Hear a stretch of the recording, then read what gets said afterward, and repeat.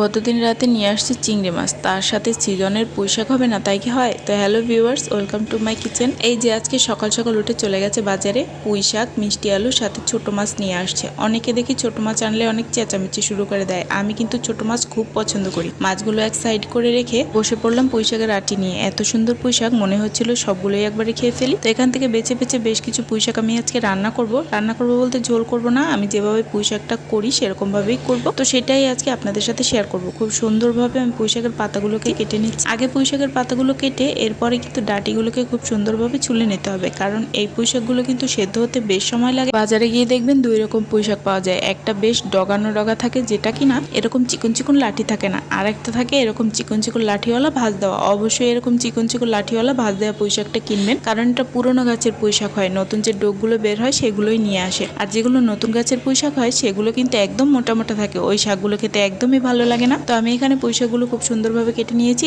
এবারে একটা মিষ্টি আলু কেটে নিচ্ছি। একটা মিষ্টি আলুতেই কিন্তু খুব সুন্দরভাবে আমার এই পুঁইশাকটা হয়ে যাবে। আপনারা চাইলে মিষ্টি আলুর পরিবর্তে মিষ্টি কুমড়াও দিতে পারেন, আবার মিষ্টি আলু মিষ্টি কুমড়া দুইটাই কিন্তু দিতে পারেন। এই সবজিটায় মিষ্টি আলু কিন্তু খুব সুন্দর যায়। তো আমি এখানে শাকগুলো খুব সুন্দরভাবে ধুয়ে নিয়েছি। এবারে কড়াই গরম করে দিয়ে দিচ্ছি তেল। তেলের মধ্যে লবণ হলুদ দিয়ে খুব সুন্দরভাবে গরম করে নিয়ে এর মধ্যে কিছু চিংড়ি মাছ দিয়ে দিচ্ছি। চিংড়ি মাছগুলো আমাদের এলাকায় হরিণা চিংড়া বলে। এই ছোট ছোট চিংড়ি মাছগুলো দিয়ে কিন্তু পুঁইশাক বা যে কোনো তরকারি খেতে বেশ ভালো লাগে। সুন্দরভাবে ভাজি করে নেব। এর মধ্যে কয়েকটা গলদা চিংড়ি আছে, সেগুলো আমি তুলে রাখবো আমার ছেলের জন্য, কারণ সে চিংড়ি মাছ ভাজি খেতে ভীষণ পছন্দ করে। আমি চিংড়িগুলো তুলে নিয়ে এবারে বাদবাকি যে চিংড়ি মাছগুলো আছে এর মধ্যে এবারে পুঁইশাকটা দিয়ে দিব। আমি কিন্তু এই রান্নায় কোনো রকম জল ব্যবহার করব না, তবে আপনারা চাইলে সামান্য একটু গরম জল ব্যবহার করতে পারেন। বেশ খানিকটা কাঁচামরিচ বেটে দিয়ে দিলাম, সামান্য একটু হলুদ আর পরিমাণ মতো লবণ, ব্যাস। এই তরকারিতে কিন্তু আর কিছুই অ্যাড হবে না। এবারে খুব সুন্দরভাবে নেড়ে চেড়ে মিডিয়াম টু লো হিটে ঢাকা দিয়ে দেবো যতক্ষণ এ থেকে জল বের হয়। এই ফাঁকে আমি হাতের কাছে থাকা করলাগুলোকে কেটে নিচ্ছি, কারণ আজকে একটু তাড়াহুড়া আছে,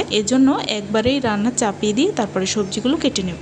যে পরিমাণে গরম পড়তেছে এতে কিন্তু একমাত্র খাবার তিতা আর হচ্ছে টক। তো আজকে যেহেতু তিতা করব এই জন্য আর টকটা করব না। আমি এখানে করলাগুলো খুব সুন্দরভাবে কুচিয়ে নিচ্ছি, একদম ঝিরঝিরে করে কুচিয়ে নেব, কারণ এটা আলু দিয়ে আমি ভাজি করব। ভাজি করার সময় কিন্তু আমি করলাগুলো এরকম চিকন চিকন করে কেটে নেই, এমনটা নয়, আমি রান্না করার সময়ও এভাবেই করি। কারণ আমার ঘরে ছোট বাচ্চা আছে, ও কিন্তু একদমই করলা খেতে চায় না। আলু দিয়ে করলা পাতলা করে ঝোল রান্না করলে তার মধ্যে কিছু মাছ দিয়ে দেই, ওই মাছের ঝোলের স্বাদেই করলাটা খেয়ে নেয়।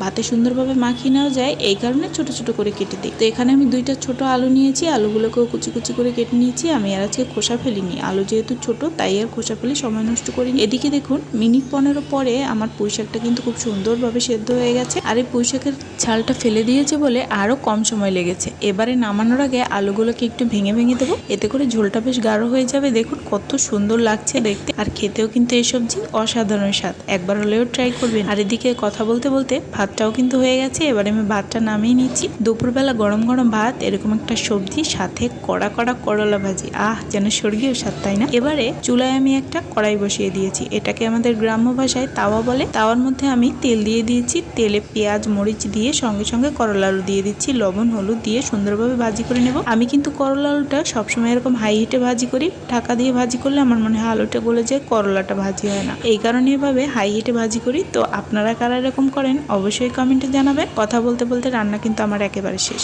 এদিকে পুঁইশাক নামিয়ে নিয়েছি, এখানে ঝিরিঝিরি করলা ভাজি, এত সুন্দর দেখতে লাগছিল, আর সাথে তো গরম ভাত আছেই। তো বন্ধুরা আজকে এখানেই বিদায় নিব। সবাই ভালো থাকবেন, সুস্থ থাকবেন, অবশ্যই আমার চ্যানেলটিকে সাবস্ক্রাইব করবেন। ধন্যবাদ সবাইকে।